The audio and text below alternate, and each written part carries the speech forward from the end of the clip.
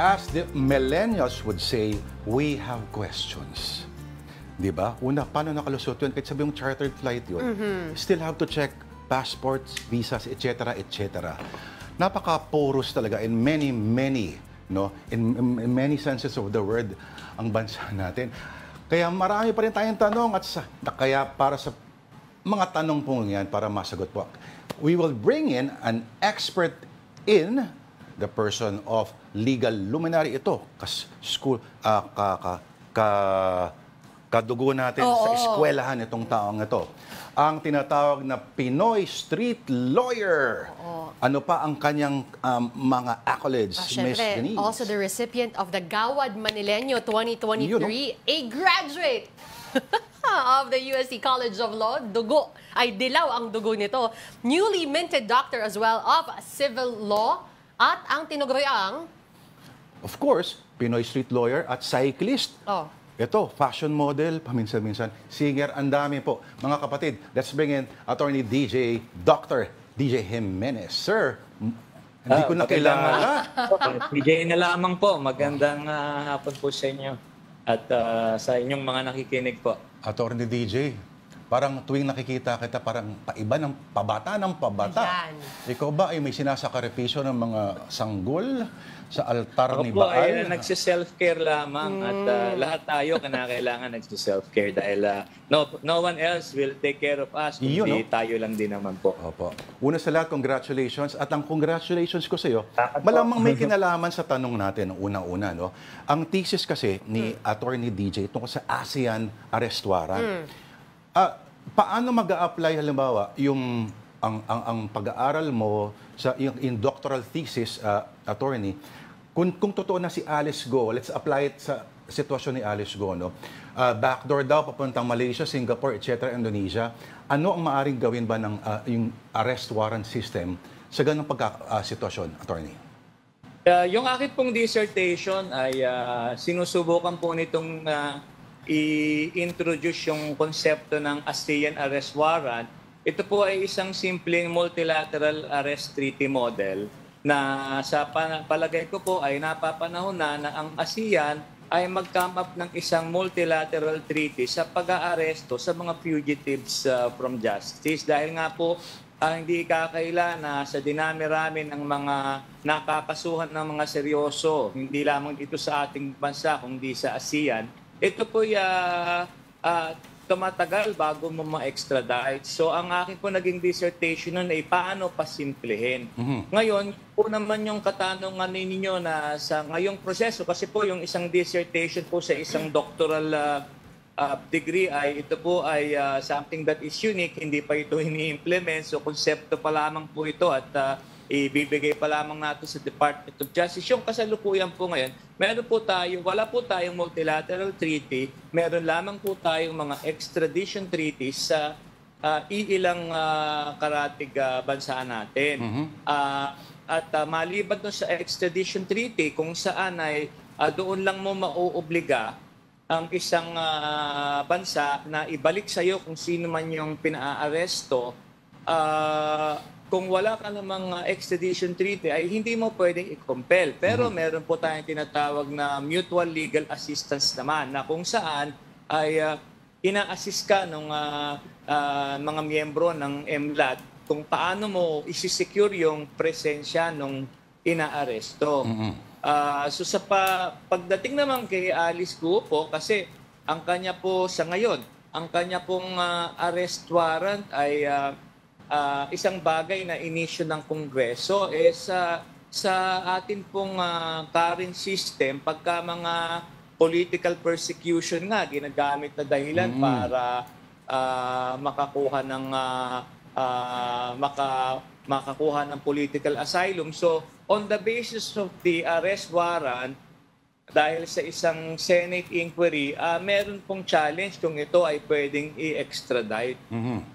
So, hindi po siya basta-basta pwedeng ibalik sa Pilipinas sa aking pong palagay, sa aking pong munting nalalaman dahil yung kanya pong kaso ay yung dalawa naman niyang kaso ay dinidinig pa at yung isa ay co-warranto at yung isa ay cancellation naman ng birth certificate.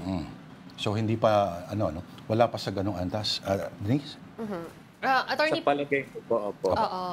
Attorney, pwede din bang hindi mag-appear personally dun sa notary public in light of the allegations, of course, that Alice Go did not appear in one? Doon naman po sa aspeto ng pagnanotaryo, ang isa pong notarized document ay isang sagradong dokumento. At kami po na mga abogado, kung kami po hindi lahat ng abogado ay maaaring magnotaryo. Kung hindi po humihingi ka ng permission o ng komisyon, kung saang jurisdiction ka, doon ka lang bibigyan. At meron po tayong notarial act or notarial rule kung saan ay may panuntunan kung paano gawin ang pagnonotaryo. At ang napaka-basic po nito ay yung haharap sa iyo, yung taong magsusubscribe ng dokumento.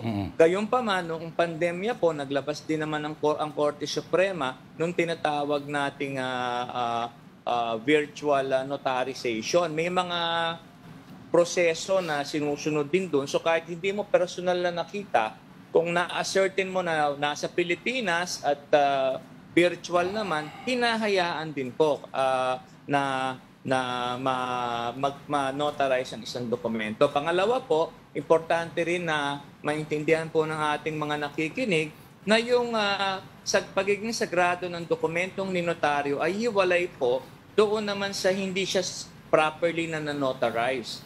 So, kung hindi man po siya properly na notarize, yun pong abogado na nag-certify na humarap sa kanya ay yun po ay may maaaring kaharaping administrative sanction, pero may proseso naman po dahil kung sasabihin niya na talagang sa kanyang palagay nag-online, akala niya nasa Pilipinas, maaari din naman po siyang ma-absuelto sa ganung paraan. Yung chartered plane po, halimbawa, attorney, kunyari, kung totoo nga na gumamit ng chartered flight, maaari bang kasuhan yung chartered plane, yung piloto, yung kumpanya, sakaling totoo ngang yun ang ginamit para makatakas po si Mayor Go? Sa akin pong kaunting naalalaman, pagdating naman po sa regulasyon sa pag-alis ng bansa, una po sa lahat, kung ikaw ay may whole departure order, doon ka lamang supposedly babawalan na makalabas. Pangalawa, kung ikaw naman ay na-issuehan ng order of arrest o warrant of arrest at ito ay tinransmit naman sa immigration at sa kinaukulang government agency, hindi ka pa aalisin kung hindi oras na kayo magpakita, maaari kang arestuhin. Ngayon, sa proseso po ng pag-alis using a chartered plane, sa akin pong pagkakaalam ay ito naman po ay isang bagay na hindi ka basta-basta pwedeng umalis dahil ang corresponding chartered plane na sasakyan mo ay may obligasyon na ipaalam sa pati ipaalam sa MIA o sa Manila International Airport na kayo ipaalis. At oras na malaman, tatlo po yan, yung pong customs at yung immigration ay may obligasyon na pumunta para i-inspect bago ka umalis. At yun ay kung nagkaroon ng partisipasyon ang immigration, makikita naman po na siya po ay may lookout bulletin. So hindi siya agad-agad paaalisin. Tatawag yan sa DOJ at kung sabihin ng DOJ na may warrant of arrest yan, ay siya po ay supposedly ay maaaresto. So hayaan po nating matapos yung investigasyon kung pinaalam nga ba doon sa ating government agency dahil hindi rin naman po magiging parehas kung aakusahan kagad natin ng negligence dahil hindi pa po natatapos ang investigasyon. Okay, attorney, what does it mean though pag meron kang immigration lookout order, and just to add to what you just mentioned, hindi pa po natatapos yung investigasyon, but what would it mean to the people involved in the chartered flight kung sakaling totoo nga iyon? And everyone else involved, yung piloto, yung nag-asikaso, lahat ng nasa ground, if mapatunayan po na talagang nangyari yon at nakaalis itong si Alice Go? Okay, una po sa lahat, yung pumunta po tayo doon po sa usapin ng lookout bulletin. Napaka-basic po sa ating saligang batas na yung ating freedom of abode na tinatawag o yung karapatan natin na mag-travel from one place to another, ito po ay isang constitutional right At ito lang ay pwedeng mapigilan, no, kung may court order o kaya public health, no, kagaya nung pandemic. So, in general po, kahit sino ay hindi basta-basta pwedeng bawalan unless siya po ay may tinatawag na hold departure order. Ngayon, yung pong hold departure order ay hiwalay po ito, hindi po ito kaparehas ng lookout bulletin. Ang lookout bulletin po ay isang konsepto na ini-implement po ng Department of Justice doon sa mga tao na nakakasuhan ng kriminal para sa ganun ay namomonitor kung sila ay may pagtakas o pag-alis for monitoring purposes. Pero sa dulo, kung talagang walang hold departure, yan po ay hindi dahilan para pigilan. Pero yan po ay isang bagay para medyo madidelay ang iyong pag-alis dahil nga may lookout bulletin ka, itinatawag sa DOJ kung ito ba ay cleared o hindi, at pag sinabi ng DOJ na o sige, maaari yang umalis, wala namang HDO, walang warrant yan, makakaalis.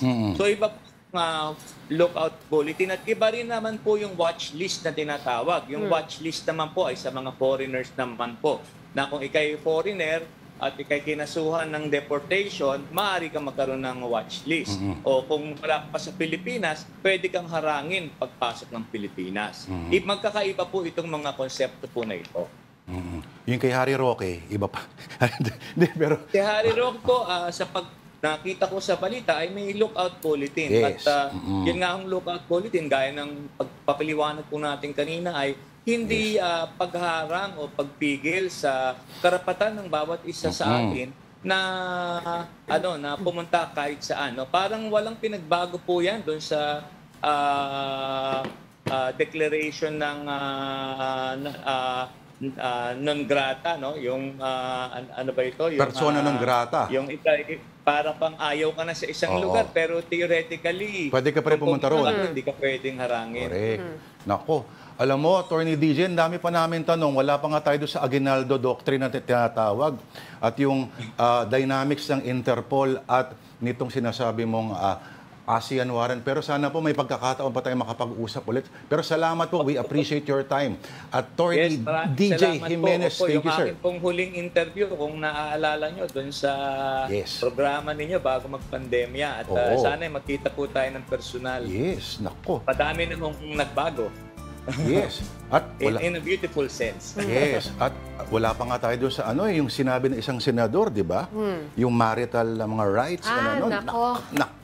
Ang dami sanang pwede po to have libro, no, about male abuse din. Maganda rin yung pag-usapan. Part 2 dapat meron. Attorney DJ, babalik kasi dito sa programa. Apo. Maraming salamat po. Yan po ang Pinoy Street Lawyer, Attorney DJ Jimenez.